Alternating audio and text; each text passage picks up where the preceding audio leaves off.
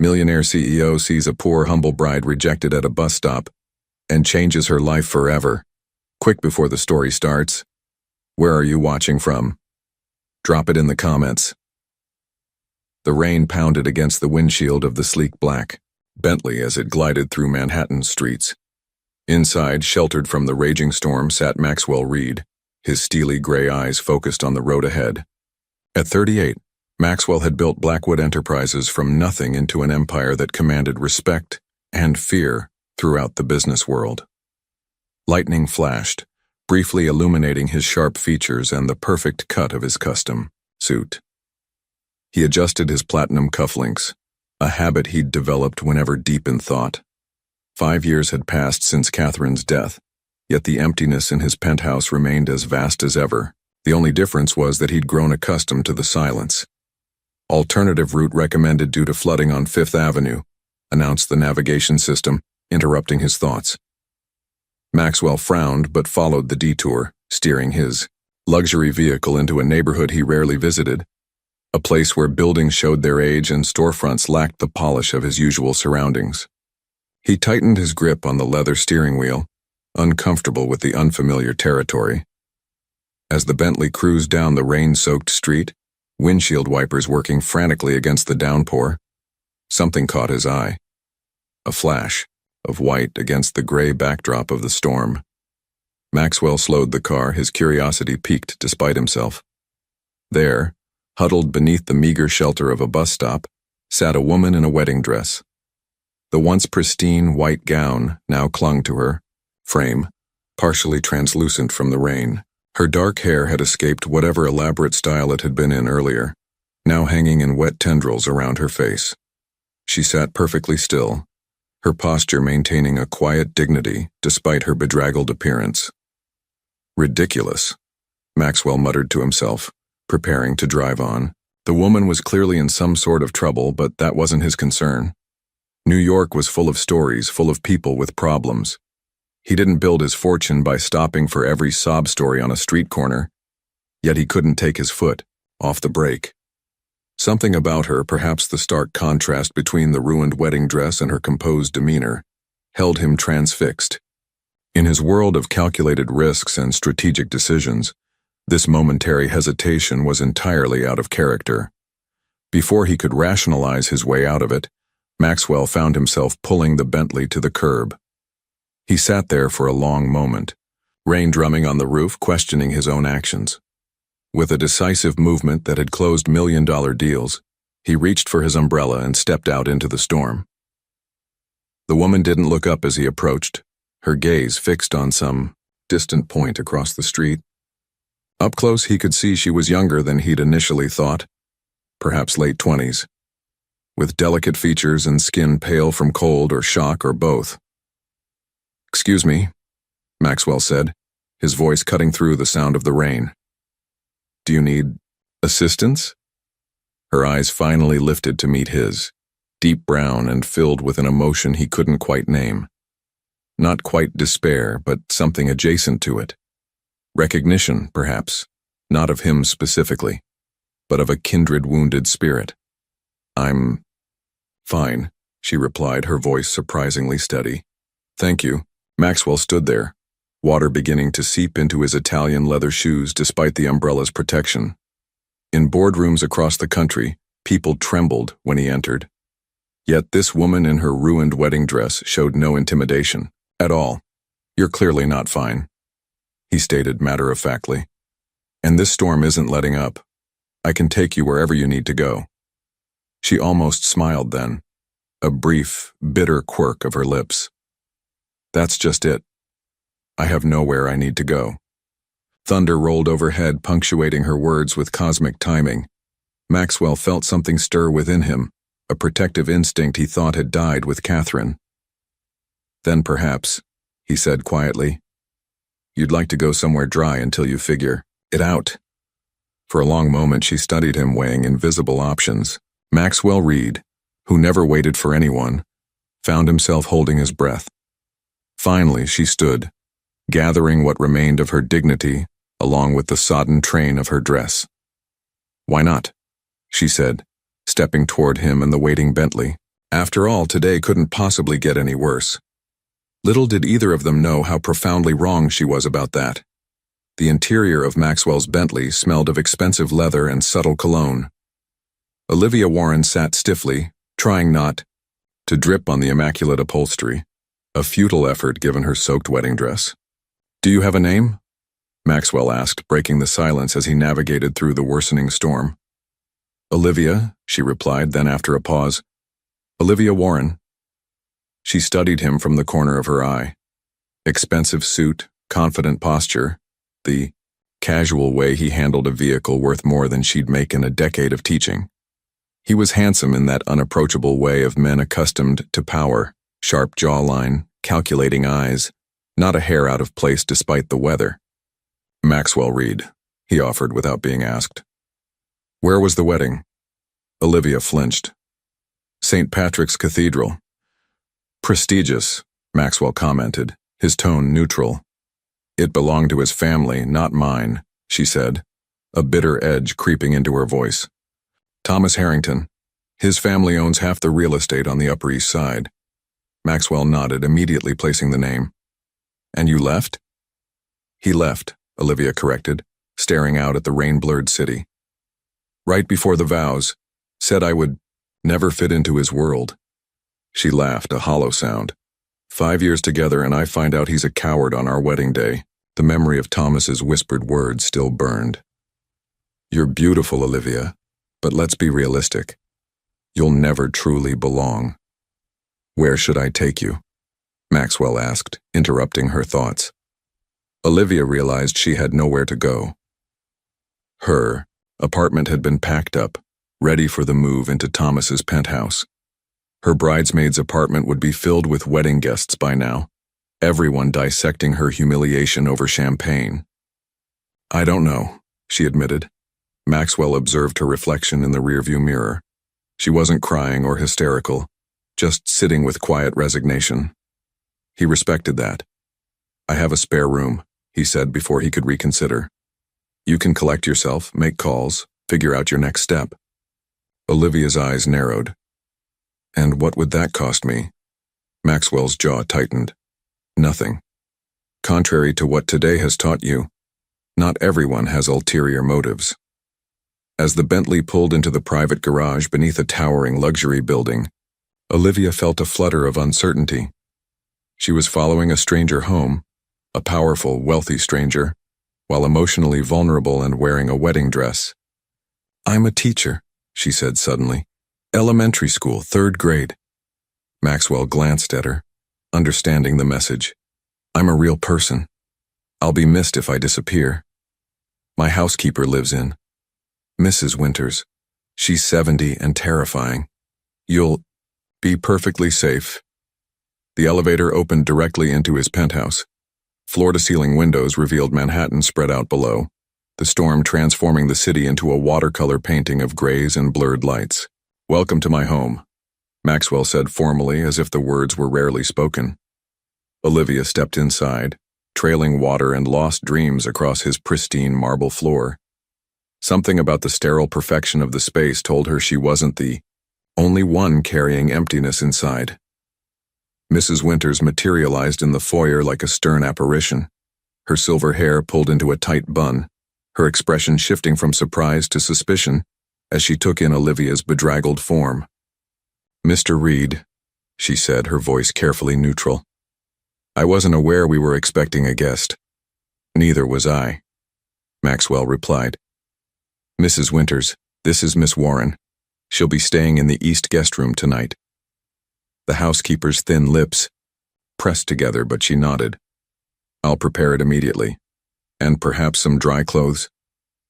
"From Catherine's closet," Maxwell said, the name falling heavily between them.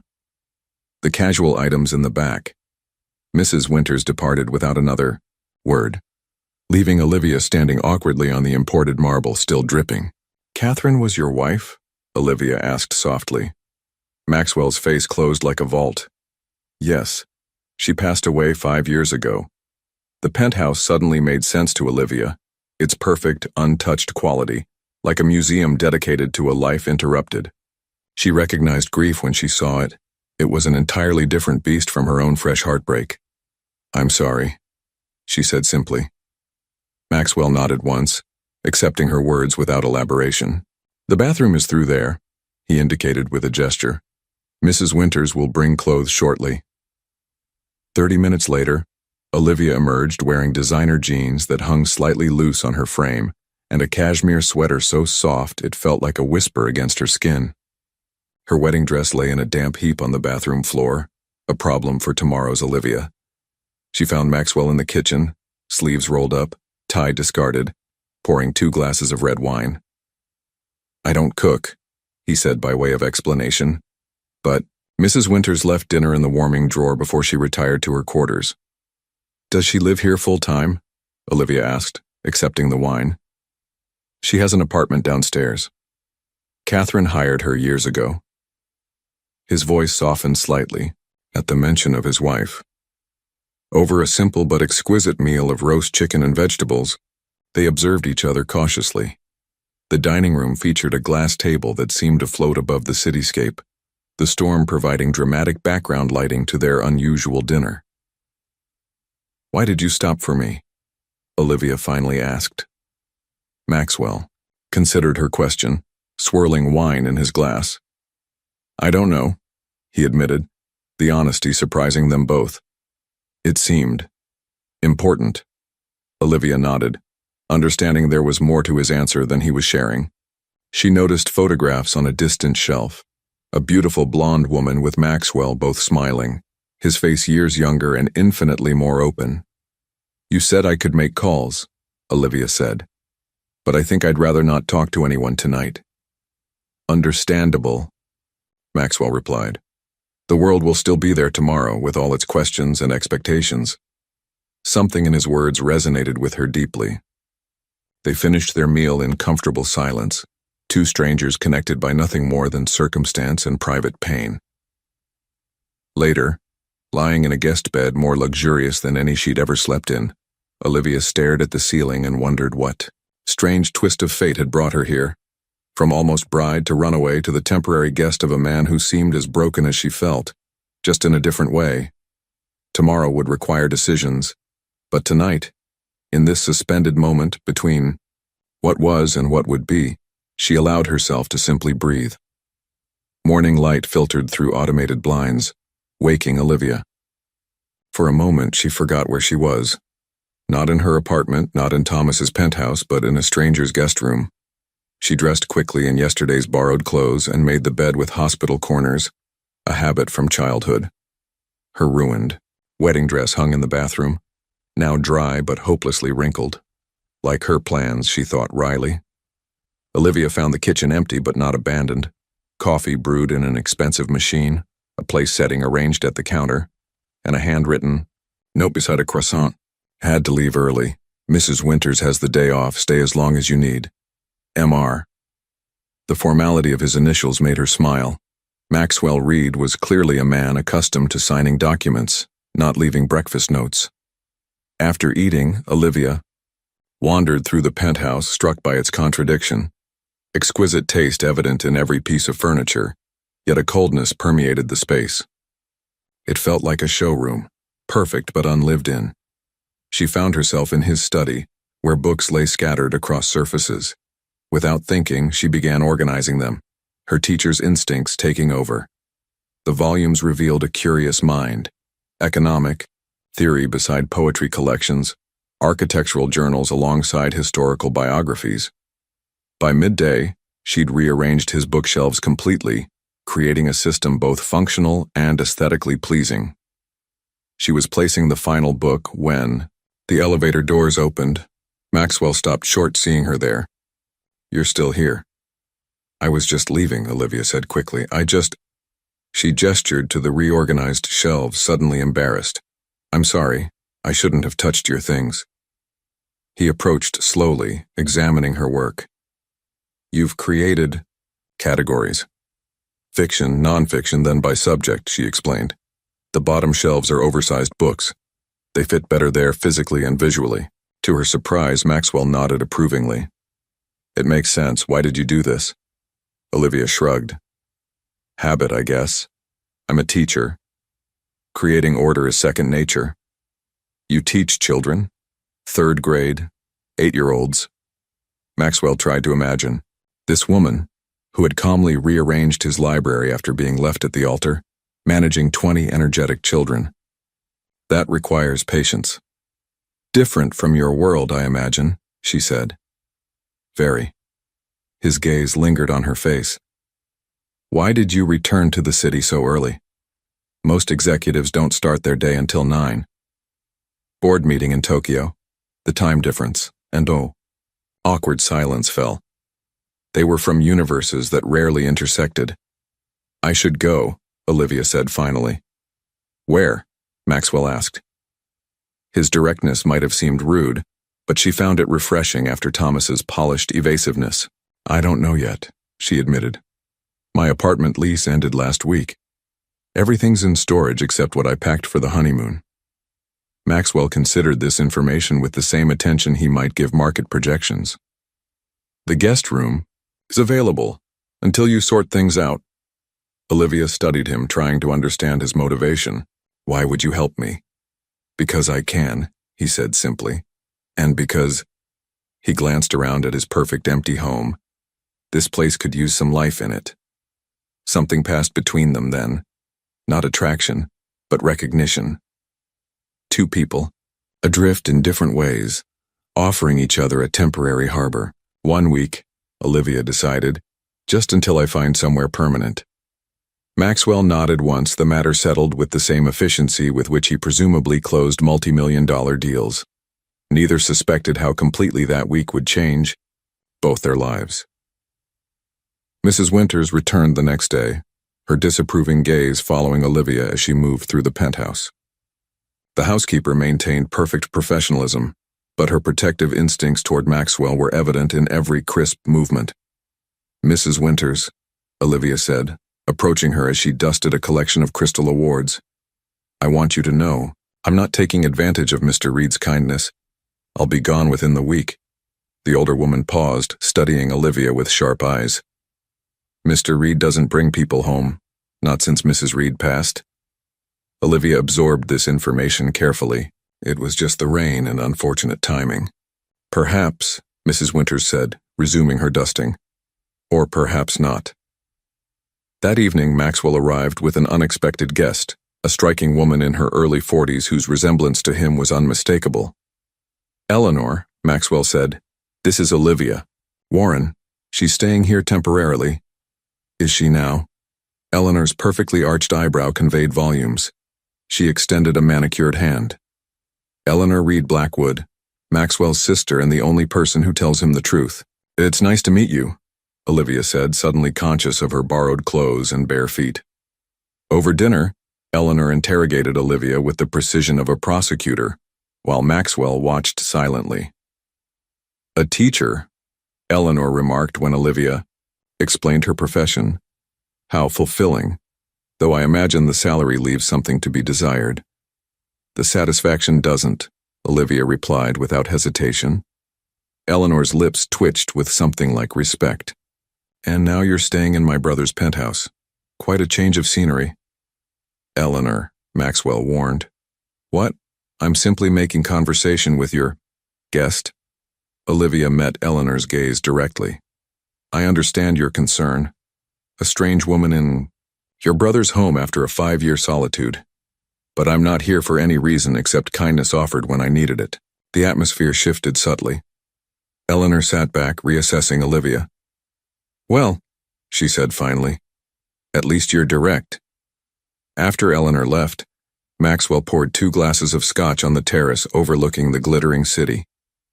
I apologize for my sister, he said. Don't, Olivia replied. She loves you. Maxwell studied her over his glass. Tomorrow's your last day according to your timeline. Olivia nodded, watching lights blink across Manhattan. I've found a sublet in Brooklyn. Nothing fancy, but affordable until the school year starts again. I have a proposition, Maxwell said suddenly. This place needs life. It's been a hotel room for 5 years. What are you suggesting? Stay. Not as a guest, but as a consultant. Transform this penthouse into something habitable. You have an eye for it. I saw what you did with the study. Olivia blinked, surprised. I'm a teacher, not an interior designer. You understand what makes a space feel like home, he countered. I'll pay you, of course. For the first time since the wedding disaster, Olivia felt a spark of something besides numbness, curiosity, purpose, possibility. Why me? She asked. Maxwell's expression softened almost imperceptibly. Because you see things differently than I do, and right now, that's exactly what I need. Olivia's consultancy began with small changes. She moved furniture to create conversation areas rather than formal arrangements. She added throw pillows in rich emerald and sapphire tones to soften the penthouse's monochromatic palette. Each modification was calculated, significant enough to make a difference but subtle enough not to overwhelm Maxwell. The lighting is all wrong, she told him one evening as he returned from work. Everything's overhead and harsh, we need lamps, warmth at eye level. Maxwell found himself increasingly fascinated by her certainty. How do you know these things? I create classroom environments all day, she explained, sketching layout ideas. Children need spaces that feel secure but stimulating. Adults aren't. So different. They shop together on a Sunday, a surreal experience for both. While Maxwell normally delegated such tasks, he found himself drawn into Olivia's enthusiasm as she examined textures and compared colors in a home goods store where nothing cost more than his watch. This isn't what I expected, he admitted. Carrying bags to the car. What did you expect? Designer showrooms, 5-figure price tags. Olivia laughed. That's decorating for appearances. We're creating a home. The distinction struck him deeply. Mrs. Winters observed their evolving dynamic with cautious interest. She'd initially assumed Olivia was another social climber, but the teacher showed no interest in Maxwell's wealth, only in transforming sterile spaces into something lived in. You've moved Mrs. Reed's photographs, Mrs. Winters noted one afternoon, her tone carefully neutral. Not away, Olivia clarified. Just into better light. They deserve to be seen properly. The housekeeper studied her thoughtfully before nodding. Maxwell began arriving home earlier, curious about each day's changes. One night, returning past midnight from a business dinner, he found Olivia asleep on the sofa, design magazines spread across the coffee table. Instead of waking her, he settled in a nearby chair with his laptop, working as she slept. The steady rhythm of her breathing created an unexpected soundtrack to his financial projections. When she stirred an hour later, disoriented, he simply handed her a glass of water. You should have woken me, she murmured. You seemed peaceful, he replied. It's a rare commodity. During her third week, long past her original departure date, Maxwell discovered Olivia in Catherine's closet, respectfully sorting through untouched clothes. I should have asked, she said, seeing his expression. No, he said after a pause. It's time. Catherine would hate knowing her things were preserved like museum pieces. That night, they shared a bottle of wine on the terrace while discussing which clothes to donate. Tell me about her, Olivia said gently. Maxwell's face softened, in a way she'd never seen. She was brilliant, analytical but kind. She could dismantle your argument while making you feel understood. You must miss her terribly. Every day, he acknowledged, but differently now. Neither mentioned how Olivia had extended her stay indefinitely, or how Maxwell's penthouse was slowly becoming a place where both felt increasingly at home. You need something to wear, Maxwell stated, eyeing Olivia across the breakfast table. I have clothes, she replied, gesturing to her borrowed outfit. The Blackwood Foundation Gala is tonight. My attendance is mandatory and I... He hesitated, seeming almost uncertain. I'd like you to accompany me. Olivia nearly choked on her coffee. To a corporate gala? With your business associates and investors? Is that so difficult to imagine? Yes, she said honestly. I don't belong in that world. Something flickered across Maxwell's face. Recognition, perhaps. That's precisely why I want you there.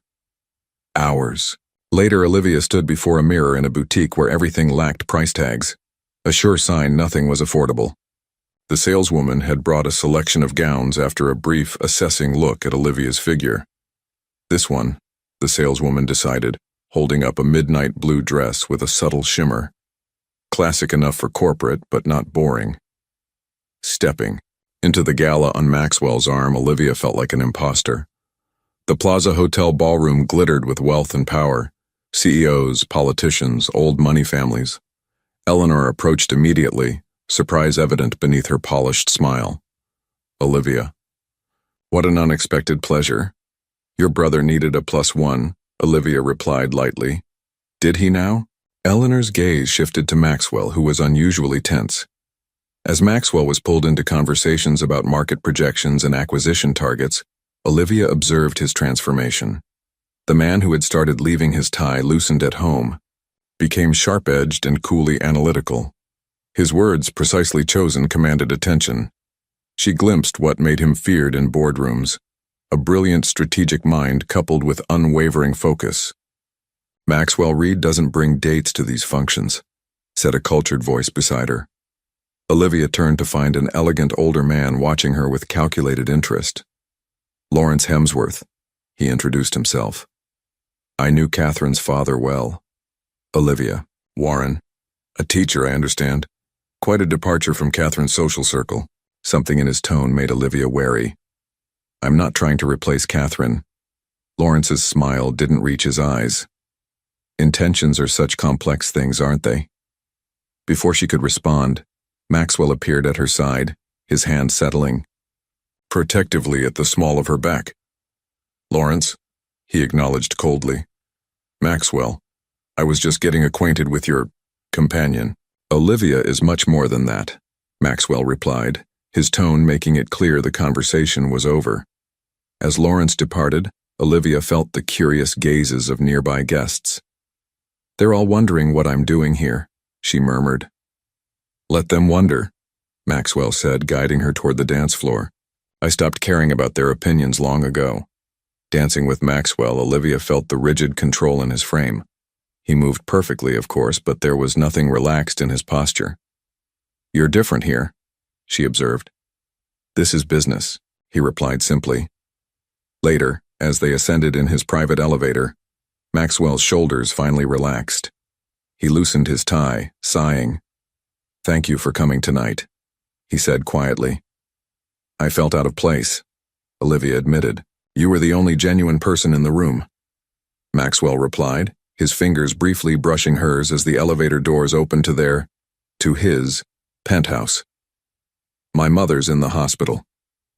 Maxwell looked up from his laptop to find Olivia standing in his home office doorway, phone clutched in her hand, face pale. Is it serious? He asked, immediately setting aside his work. Pneumonia. The neighbor who called says it's concerning, but not critical. I need to go see her. Olivia's voice trembled slightly, the first real vulnerability Maxwell had witnessed since finding her at the bus stop. Where is she? Mapleton. It's a small town about 2 hours north. Maxwell closed his laptop decisively. I'll drive you. You don't have to. I know, he interrupted. I want to. The drive north revealed a side of Maxwell that Olivia hadn't seen before, a focused calm that made her racing thoughts settle. His Bentley seemed out of place as they left the city behind, trading skyscrapers for increasingly rural landscapes. Tell me about your mother, Maxwell said as they drove through small towns with American flags and family-owned storefronts. Janet Warren. She raised me alone after my father left when I was 4, Olivia explained. She worked as a seamstress, still does when her arthritis allows. She made my wedding dress. Maxwell glanced at her, understanding washing over his face. That's why you kept it, despite everything. Olivia nodded, touched by his perception. Your parents? My father owned a hardware store. Lost it when a big chain moved in. He died, still believing he'd failed us, Maxwell said, his voice matter-of-fact but tinged with old pain. My mother worked double shifts as a nurse to put me through college. That explains a lot about you, Olivia observed. Maxwell raised an eyebrow. What does it explain? Why you work so hard? Why success matters so much? He considered this. I promised myself I'd never be vulnerable to forces beyond my control again. And yet, here you are, driving a woman you barely know to visit her sick mother. A ghost of a smile touched his lips. Perhaps I'm getting soft in my old age. The Warren home was a modest 2-bedroom with a small but well-tended garden. Maxwell felt oddly nervous as they approached the front door, a sentiment he'd never experienced in shareholder meetings or billion-dollar negotiations. Olivia's mother, despite her illness, possessed the same quiet dignity as her daughter. Propped up in her bed with an oxygen tube in her nose, Janet Warren's assessing gaze took in Maxwell's expensive clothes and cautious posture. "So you're the man who rescued my daughter," she said without preamble. "Mom," Olivia chided gently. "I merely offered transportation and temporary housing," Maxwell replied. Janet's eyes twinkled. "Is that what the kids call it these days?" To Olivia's surprise, Maxwell laughed, a genuine sound she'd rarely heard from him. "I like your mother," he told her. They stayed for dinner, Maxwell insisting on ordering food from the best restaurant in town. As they ate around Janet's bed, Olivia noticed how Maxwell adapted to the humble surroundings with unexpected grace. He asked Janet about her sewing, showing genuine interest in her craft. "You should see what your daughter has done with my apartment," he told Janet. "She has your eye for detail." Later, as Olivia helped her mother with medication, Janet whispered, "He watches you when you're not looking." "It's not like that," Olivia insisted. Janet patted her hand. "Maybe not yet." On the drive back to Manhattan, a comfortable silence filled the car. The city skyline emerged on the horizon, glittering with possibility. "Thank you," Olivia said quietly. "For today." Maxwell kept his eyes on the road, but his hand briefly covered hers. "Your mother is remarkable. I see where you get your strength." In that moment something shifted between them, a recognition that they'd moved beyond landlord and tenant, beyond even friendship, into something neither was quite ready to name. Sleep eluded Maxwell that night. The penthouse, once a fortress of solitude, now held echoes of Olivia's presence. A book left open, a teacup forgotten on the windowsill, the subtle scent of her shampoo lingering in the hallway. He found himself in the kitchen at 3 a.m., making tea, a habit he'd acquired from watching her. The sound of soft footsteps made him turn. "Couldn't sleep either?" Olivia asked, wrapped in a borrowed robe, her hair loose around her shoulders. "Apparently not," Maxwell replied, offering a cup. They moved to the living room, now transformed with comfortable seating and warm lighting. Rain pattered against the windows, echoing the night they'd met. "Why did you really ask me to stay?" Olivia asked suddenly, curling her legs beneath her on the sofa. Maxwell considered deflecting but found himself answering honestly. "After Catherine died, I built walls around everything, my home, my life, my emotions. It was efficient, but lonely," she observed. "I told myself loneliness was irrelevant compared to control." Olivia studied his face in the dim light. "And now?" "Now I find myself questioning that assumption." His voice grew quieter. "What about you? Why did you stay?" "Because I wasn't ready to face what comes next," she admitted. "Thomas didn't just reject me. He rejected the future I'd planned for years." "Do you still love him?" Olivia considered this. "I love who I thought he was, but that person never existed." She sighed. "I've spent my whole life trying to fit other people's expectations. My mother's dream of seeing me marry well, Thomas's vision of a wife he could shape into his world. And what do you want?" "To stop disappearing," she whispered. "Every relationship I lose a little more of myself trying to become what someone else needs." Maxwell set down his cup. "I've done the opposite, refused to bend for anyone since Catherine. The company became everything, a monument to control." "We're quite the pair," Olivia said with a sad smile. "You've built walls so high no one can get in. I've made myself so malleable I hardly know what shape I'm supposed to be." Something shifted in Maxwell's expression. a softening around the eyes that transformed his entire face. I've watched you these past weeks. You're strongest when you're simply yourself, rearranging my bookshelves, challenging my sister, charming my difficult housekeeper. That terrifies me, Olivia confessed. Being just me. It terrifies me too, Maxwell admitted.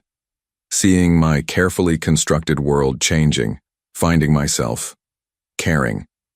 The word hung between them, laden with unspoken meaning.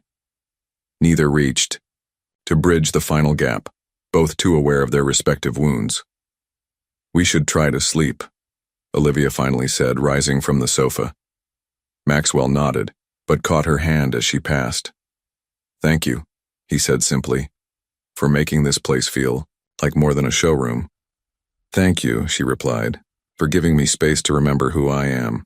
Their fingertips lingered for a moment longer than necessary before separating, each returning to their solitary rooms, carrying the weight of truths finally spoken aloud.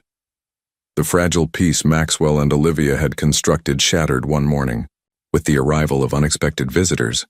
Olivia was rearranging flowers in the living room when the elevator doors opened. The man who stepped out was painfully familiar. Thomas Harrington, impeccably dressed as always, his handsome face a mask of practiced contrition. Olivia, he said, as if finding her in a billionaire's penthouse was perfectly normal. You're a difficult woman to track down. She froze, vase clutched in her hands. How did you find me? Does it matter? I've been looking everywhere. He stepped closer, his cologne triggering unwanted memories. We need to talk. We have nothing to discuss, Olivia replied, her voice steadier than she felt. Thomas's expression hardened slightly. Don't be childish. What happened at the wedding was regrettable, but you can't seriously be hiding out here as some sort of revenge. Before Olivia could respond, the elevator opened again. This time a striking blonde woman emerged, her designer outfit screaming old money and European sophistication. Maxwell, darling, your secretary told me. The woman stopped short, taking in the scene. Oh, you have guests. Vanessa, Maxwell said, appearing from his office, tension evident in his shoulders. This is unexpected. Clearly, she replied, her gaze shifting between Olivia and Thomas with calculated assessment. I returned from Paris yesterday. Eleanor mentioned you'd been distracted lately. Now I see why. The room crackled with unspoken history and fresh tension. Olivia realized this woman, Catherine's sister, saw her as an intruder, perhaps even a replacement. I should give you privacy, Olivia said, moving toward her room. Don't leave on my account, Vanessa said with brittle politeness. I'm simply checking on my brother-in-law. Family obligation, you understand. Thomas seized the moment of distraction. Olivia, just give me 5 minutes. I made a terrible mistake. Maxwell's expression hardened as he positioned himself subtly between Thomas and Olivia. I believe Miss Warren made her position clear. Thomas assessed Maxwell with newfound wariness. I wasn't aware Olivia had found a protector. Is that what you think I need? Olivia asked quietly. Protection from you? Something in her tone made Thomas step back. This wasn't the accommodating woman he'd known, the one who had spent years molding herself to fit his expectations. Vanessa watched the exchange with shrewd eyes. Maxwell, perhaps we should discuss this privately. I have concerns about certain appearances. The atmosphere in the penthouse had transformed completely. The warm, evolving space Olivia had created now felt like contested territory, with her presence suddenly questionable. Later, after both unwelcome visitors had departed, with promises to return, Olivia stood on the terrace, watching the city lights emerge at dusk. They won't give up easily, Maxwell said, joining her. Thomas, Vanessa, they're accustomed to getting their way. Like someone else I know, Olivia replied with a sad smile. Maxwell didn't deny it. What will you do? The question hung between them, carrying more weight than its simple words suggested. What started as temporary shelter had become something neither had expected. But with the past suddenly back in their lives, the precarious balance they'd created seemed suddenly at risk. "I don't know," Olivia admitted. "For the first time in years, I was beginning to feel like myself again. Now I'm not sure who that is anymore." The headline glared from Olivia's phone screen. Blackwood CEO's mystery woman, gold digger or genuine love. Below it was a candid photo of her and Maxwell leaving a restaurant, his hand protectively on her. Beck. The article, published by Lawrence Hemsworth's media company, painted a damning picture, suggesting Olivia had a history of pursuing wealthy men, including Thomas Harrington, before upgrading to Maxwell Reed. "Have you seen this?" Eleanor demanded, striding into the penthouse unannounced, waving her own phone. "Yes," Maxwell replied tensely. He'd been on conference calls since dawn, damage control in full swing. Olivia sat silently on the sofa, still processing how her life had become tabloid fodder. The article contained just enough truth to make its lies believable. Her relationship with Thomas, her presence in Maxwell's home, even details about her modest background. "The Shimura deal is wavering," Eleanor said, lowering her voice. "Their board has concerns about stability." Maxwell's jaw tightened. The Shimura acquisition had been in negotiations for months, a cornerstone of Blackwood's Asian expansion. "This is ridiculous," he said. "My personal life has no bearing on business decisions." "You know that's not true," Eleanor replied. "Perception is everything." Later, alone with Maxwell, Olivia finally spoke. "I should leave." "That's exactly what Lawrence wants," Maxwell said, pacing the terrace. "He's trying to manipulate me through you." "But why? What does he gain?" "Catherine's father chose me to run their family business instead of him.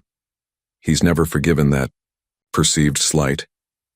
Maxwell sighed, running a hand through his usually perfect hair. "Now he's using you to get to me." Olivia stood, crossing to the railing. The city stretched below, indifferent to their personal drama. "Regardless of his motives, I'm damaging your company's reputation. I don't care about that." "Yes, you do," she said gently. "Your company is your life's work. I won't be responsible for undermining it." Maxwell moved closer, his expression softening. "When did you start to matter more than business deals?" The question hung between them, neither quite ready to answer it directly. That evening, Maxwell attended an emergency board meeting while Olivia packed her few belongings. She wrote a letter, old-fashioned perhaps, but it felt right. Words of gratitude, of understanding, of something deeper left unspoken. When Maxwell returned, the penthouse was quiet. Mrs. Winters met him in the foyer, her normally impassive face showing concern. "She's gone, sir," the housekeeper said, handing him the sealed envelope. "She asked me to give you this." Maxwell stood in the living room that Olivia had transformed, letter in hand, feeling the weight of her absence in every corner she had brightened. The space was beautiful now, warm and inviting, and completely empty without her. The penthouse phone rang, interrupting his thoughts. Eleanor's voice was triumphant. "Shimura is back on board," she announced. "They were impressed by your decisive handling of personal distractions." Maxwell looked at the letter still unopened in his hand. "Congratulations," he said hollowly. "We got exactly what we wanted." The Blackwood-Shimura merger made headlines across financial markets. Industry analysts called it Maxwell Reed's most brilliant move yet, a perfect strategic acquisition that would redefine the company's global footprint. Maxwell read the praise with detached indifference. His corner office, 60 floors above Manhattan, felt more like a prison than ever. He signed the final documents mechanically, nodding as board members and executives offered congratulations. "You should be celebrating," Eleanor said, lingering, after the others had departed. "This is what you've worked for." Maxwell stared out at the city. "Is it?" His sister studied him with growing concern. In the 3 weeks since Olivia's departure, he'd become more withdrawn than ever. Arriving first, leaving last, working with a cold intensity that even his workaholic standards hadn't previously reached. Have you heard from her? Eleanor finally asked. No. Maxwell's tone discouraged further questions, but the truth was more complicated. He'd read Olivia's letter countless times, memorizing every word of her graceful exit. He'd traced the address she'd included, her mother's house in Mapleton. He'd even driven there once, only to sit in his car at the end of the street, unable to approach. At home, the penthouse remained exactly as Olivia had transformed it, warm, inviting, and achingly empty. Mrs. Winters maintained it perfectly, but something vital had departed with Olivia. "Mr. Reed," Mrs. Winters said one evening as she prepared to leave. "May I speak freely?" Maxwell looked up from untouched dinner. "Of course. I've served this household for nearly a decade. I've watched you build an empire while living in a mausoleum." The older woman's voice gentled. "Miss Warren brought life back into these rooms and, if I may say so, into you as well." "She left because of me," Maxwell replied. "My world damaged her." "Perhaps," Mrs. Winters acknowledged. "Or perhaps she left to protect you, which is quite different." The observation lingered after she departed. Maxwell wandered through the penthouse, touching the small changes Olivia had made. Books arranged by color, photographs repositioned. To catch the light, curtains left partially open to frame the city view. A violent rainstorm broke over Manhattan that night, echoing the one when he'd found her. Maxwell stood at the window, watching lightning illuminate the skyline, making a decision that felt simultaneously impulsive and long overdue. Without bothering with an umbrella, he rode the elevator down and walked through the downpour to the bus stop where he'd first seen Olivia. The rain soaked through his expensive suit as he sat on the bench, letting himself feel everything he'd been suppressing. Grief for Catherine, no longer sharp, but mellowed into acceptance. Loneliness self-imposed for 5 careful years. And something new. An aching for a particular voice, a specific presence that had nothing to do with business empires or strategic acquisitions. A passing taxi driver slowed, calling out, "Hey buddy, you need a ride?" Maxwell shook his head, rainwater streaming down his face, indistinguishable from what might have been tears. Meanwhile, in a small elementary school classroom, Olivia arranged colorful artwork on bulletin boards. She had accepted a summer school position, immersing herself in work to avoid thinking about the penthouse and the man she'd left behind. When a sleek black car pulled up outside the school, her heart jumped traitorously. But it was Thomas who emerged, clutching a bouquet and wearing his most persuasive smile. "One conversation," he called through the classroom window. "That's all I'm asking." Olivia sighed, knowing this confrontation was inevitable. What she couldn't know was that her choice in the coming minutes would alter not just her future, but Maxwell's as well. Thomas stood before Olivia, his practiced charm on full display. In the schoolyard, curious children watched the scene unfold, their teacher and the handsome man with flowers. "You look well," Thomas said, offering the bouquet. Olivia didn't take it. "What do you want, Thomas?" "A second chance." His voice softened to the tone that had once made her heart race. "I made the worst mistake of my life walking away from you. My family, their expectations. I let them cloud my judgment. It's been months," Olivia replied. "I've moved on." "To Maxwell Reed?" Thomas's expression hardened slightly. "Is that what this is about? Using him to make me jealous?" The accusation stung precisely because it questioned what Olivia had asked herself repeatedly. Had she simply replaced one man's approval with another's? "Maxwell has nothing to do with this," she said firmly. "This is about me finally understanding my own worth." Thomas stepped closer. "I'm prepared to make it official. Right now. No more hesitation." He reached into his pocket and, to Olivia's shock, produced a ring box. Behind him, several students gasped, "Thomas, don't marry me, Olivia. Today, tomorrow, whenever you're ready." He opened the box, revealing a diamond significantly larger than the one he'd given her before. "I'll announce our engagement to everyone. My family can accept it or not, I don't care anymore."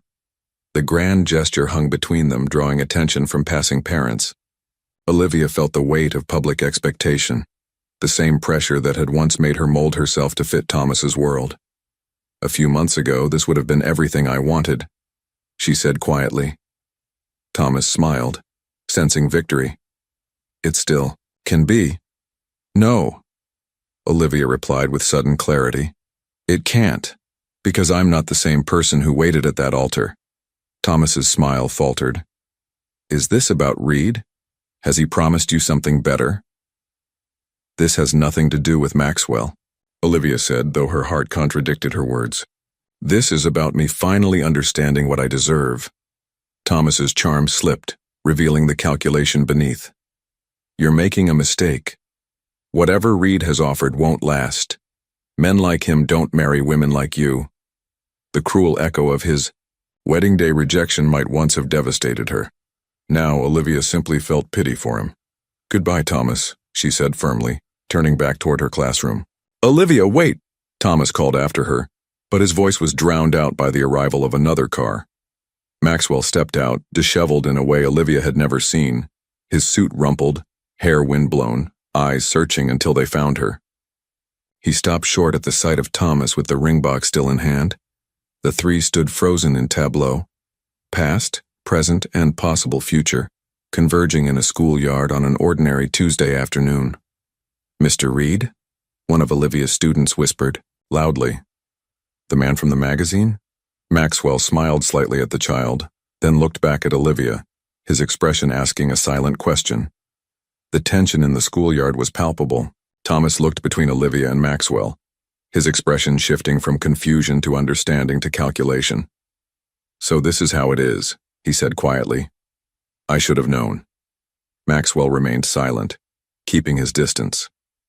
Unlike Thomas's grand gesture, he made no move to insert himself between Olivia and her past.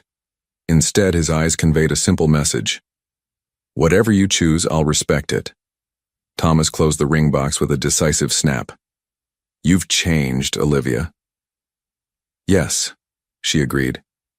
I have. With a final look of wounded pride, Thomas returned to his car and drove away. The spectating children, sensing the drama had concluded, gradually dispersed to the playground. Olivia approached Maxwell, taking in his disheveled appearance. You look terrible. A ghost of a smile touched his lips. I've been told honesty is the foundation of any relationship. Is that what we have? A relationship? Maxwell's expression grew serious. I don't know, but I'd like to find out. They walked to a nearby park, the late afternoon sun casting long shadows across the grass. For several minutes neither spoke, content to simply exist in each other's presence again. I sold the penthouse, Maxwell finally said. Olivia stopped walking. What? Why? It wasn't home, not even after all your improvements. He shrugged. It was a monument to who I thought I needed to be after Catherine died. Where will you live?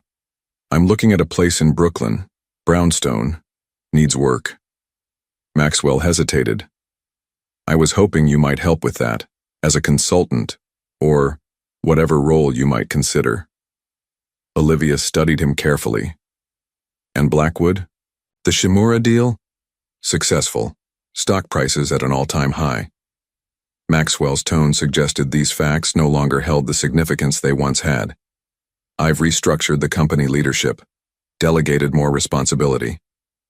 Eleanor must have been thrilled about that, Olivia remarked with a small smile. She thinks I'm having a midlife crisis. Maybe I am. Maxwell turned to face her directly. I've spent 5 years building walls, Olivia. Perfect, impenetrable walls around everything that mattered. Then you walked into my life, or rather, sat at that bus stop. And suddenly the walls seemed pointless. A group of children ran past them, laughing and chasing a frisbee. Olivia watched them, reminded of her students. I've been doing some rebuilding of my own. I can see that, Maxwell said. You look centered. I'm seeing a therapist, she admitted, working through why I spent so many years trying to be what Thomas wanted instead of figuring out who I really am. Maxwell nodded. I've started therapy, too, trying to understand why I turned my grief into a fortress. They found a bench overlooking a small pond. The city surrounded them, but this pocket of green offered a moment of tranquility. I'm not ready to jump into another relationship, Olivia said honestly. I need to know who I am outside of anyone's expectations, even yours. I understand, Maxwell replied. I have my own work to do. But, Olivia continued, I would like to see this brownstone. As a consultant, of course. Of course, Maxwell agreed, the corners of his eyes crinkling slightly. Strictly professional. The following weekend, Maxwell picked Olivia up in his Bentley, the one extravagance he'd kept.